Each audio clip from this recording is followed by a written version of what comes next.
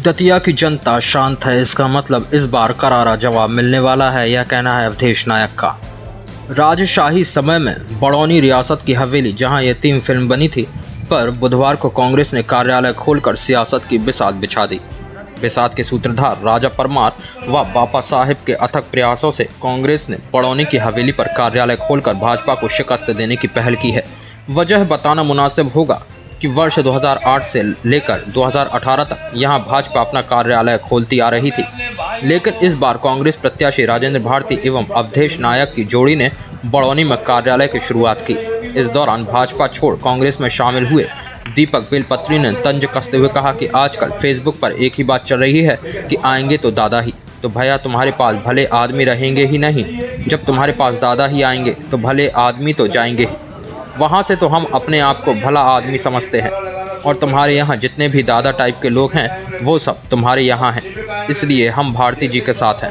वहीं कांग्रेस नेता अवधेश नायक ने कहा कि भारतीय जनता पार्टी जब भाजपा से दादापा की ओर अग्रसर हुई तो हमने दीपक बेलपत्री ने, राजू दांगी ने और ब्रजमोहन ने पार्टी छोड़ी है, और बहुत सारे लोग ऐसे हैं जो लगातार पार्टी छोड़ने के लिए मेरे संपर्क में हैं, और कुछ ऐसे भी हैं जो पार्टी भले ही ना छोड़ें लेकिन नरोत्तम मिश्रा को छोड़ चुके हैं।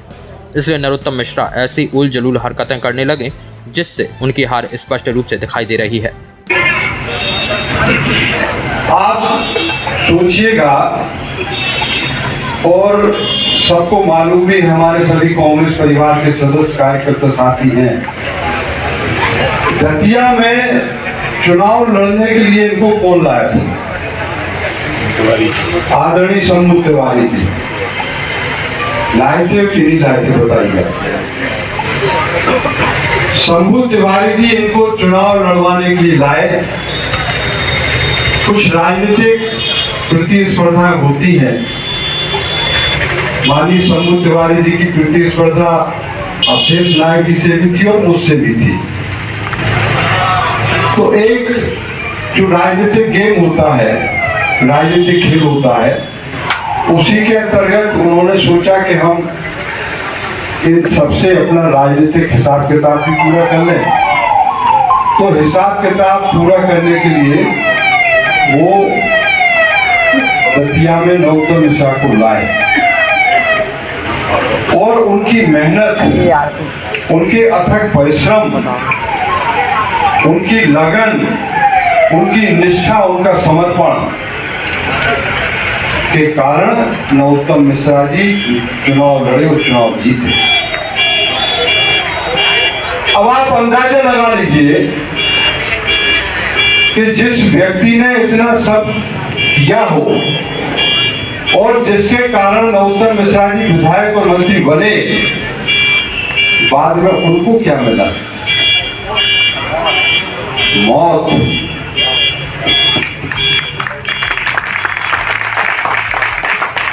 आप सोचिए कि एक हमारा जो स्वभाव होता है, हमारी जो संवेदनाएं होती है, यदि कोई व्यक्ति हमारे लिए इतना सा करता है तो जो इंसानियत रखने वाला व्यक्ति होता है, मानवता रखने वाला व्यक्ति होता है, वो ये सोचता है कि यदि किसी हमारे लिए इतना किया है तो हम उसके लिए इतना कर दें, इंसान का बदला हम उसको चुकाएं, ये होता है। लेकिन आदरणीय शंभू तिवारी जी को क्या मिला? इनको तो विधायक और मंत्री बन गए, शंभू तिवारी जी को परिस्थितियों के कारण अकारण रूप से मौत का सामना करना पड़ा। मौत किसके कारण हुई? नरोत्तम मिश्रा के कारण उनकी मौत हुई। इतना राजनीति में धोखेबाज व्यक्ति, स्वार्थी व्यक्ति आपको कोई दिखाई नहीं देगा जितना नरोत्तम मिश्रा है। और यही कारण है कि पहले चुनाव में, दूसरे चुनाव में उनके साथ बहुत राजनीतिक साथी उनके अपने थे, भारतीय जनता पार्टी के लोग उनके थे। पब्लिक ने उनका कहीं ना कहीं प्रत्यक्ष अप्रत्यक्ष प्रभावित होकर भले उन्होंने करेक्ट सी हो चुनाव जीता, लेकिन आज उनके साथ न जनता है न भारतीय जनता पार्टी के कार्यकर्ता है, केवल उनके परिवार के सदस्य रह गए। ये स्थिति उनकी हो गई है। अभी हमारे साथ ही नाम गिना रहे थे कितने लोग, आप नहीं गिनाए सर, भाई अवधेश जी ने नाम गिनाए। अब केवल उनके साथ इतने लोग रह गए और कोई उनके साथ अब नहीं रह गया है, और जिसके साथ केवल परिवार के लोग रह रहे हैं, तो ये मान लीजिए कि वो चुनाव ना लड़ने लायक है, और यदि किसी वजह से चुनाव लड़ ले तो फिर जमानत जब्त होने लायक स्थिति बन गई। फेसबुक पर एक ही बात चल रही होगी, और यदि वो बात नहीं चल रही होगी तो मैं भाजपा नहीं छोड़ता। अब आप लोग अंदाज नहीं लगा पाएंगे कि क्या बात चल रही थी, लेकिन हम बताते हैं। आजकल फेसबुक पे एक ही बात चल रही है कि आएंगे तो दादा ही, चल रही ना, फेसबुक पे चल रही है ना कि आएंगे तो दादा ही। भैया तुम्हारे पास भले आदमी रहे ही नहीं, जब तुम्हारे पास दादा ही है तो भले आदमी तो जे है नहीं वहां से। तो हम अपने आप को भला आदमी समझते थे, और तुम्हारे यहाँ जितने भी दादा टाइप के लोग हैं, आज सारे लोग तुम्हारे पास हैं, इसीलिए हम भारती जी के पास हैं। हम अपनी बात ताकत के साथ कहते हैं कि हमें मालूम था कि जिनके वजह से हम न्यारे रहे बेई हुआ भाग में बने, आज जिनके वजह से हम नरोत्तम जी के पास थे, आज वो सारे लोग वहां हैं, इसीलिए हम भारती जी के पास हैं। और एक बात और हम बता देना चाहते हैं, आप लोग कल्पना नहीं कर सकते हो, कम से कम हमने 10 बार बताया होगा कि ये चुनाव आपका चुनाव नहीं है, ये चुनाव आप दतिया से नहीं लड़ो। इस चुनाव में संसार की कोई ताकत आपको चुनाव नहीं जिता सकती।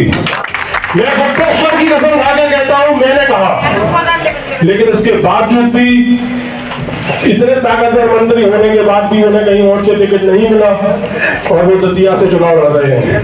मैं कह रहा हूं आपसे, मैं ईश्वर को साक्षी मान के कह रहा हूं कि जिस जगह दतिया में मंदिरों की भूमि पर अत्याचार हो रहे हैं, मंदिरों की जमीनों पर भाजपा के कार्यालय बन रहे हैं, अगर भाजपा का कार्यालय का उद्घाटन नहीं होता तो भी आप विश्वास मानिए कि नरोत्तम मिश्रा जी के जीतने के चांस हो सकते थे। लेकिन भारतीय जनता पार्टी का कार्यालय बस्ती के हनुमान की भूमि पर बनाया गया।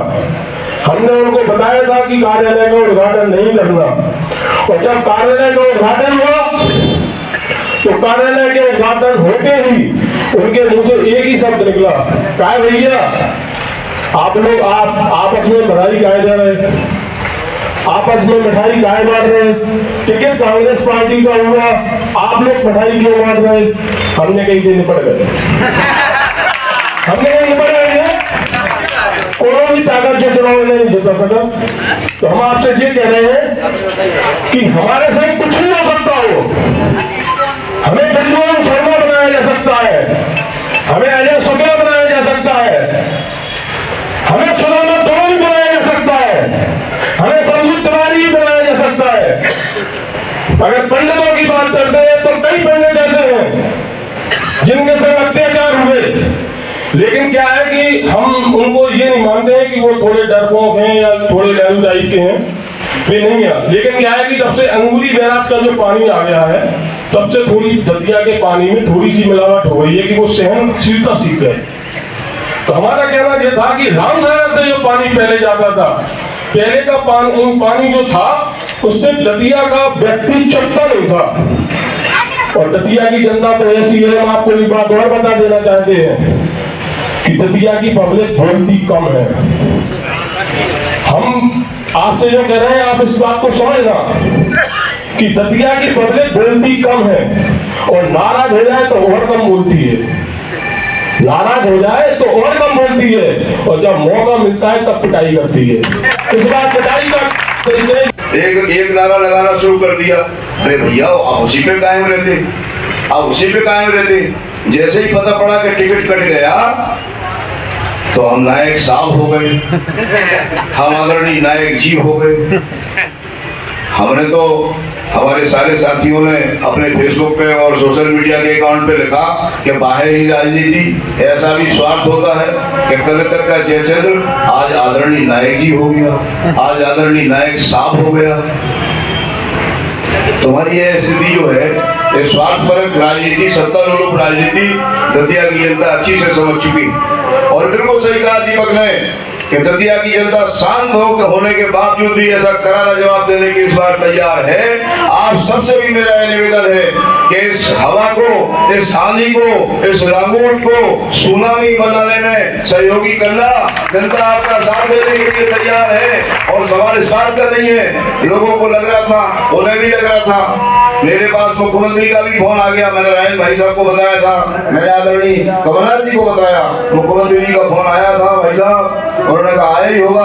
अब भैया गाय के लिए फोन लगा रहे हो, अरे टिकट कटा है, मन के घाव थोड़ी खत्म हो गए, हमारे दिल के घाव खत्म हो गए, भूल जाएंगे हमारे भतीजे ब्रह्मोहन को तुमने अकारण 64 दिन जेल में रखा, क्यों रखा, तन्हाई में डाला, क्यों डाला, भूल जाएंगे कि आज शुक्ला की दास्तान को, भूलेंगे टीपू शुक्ला को, कैसे भूल सकते हैं, भूल ही नहीं सकते। और ऐसे कैसे भूल जाएंगे, राजीव गांधी का बेटा प्रशांत मुझे ताऊ कहता है, उस राजीव गांधी के बेटे प्रशांत के साथ जो हुआ उसको मैं कैसे भूल सकता हूँ, भूल ही नहीं सकता। 50 टिकट कुर्बान इस प्रताड़ना के खिलाफ लड़ने के संघर्ष में।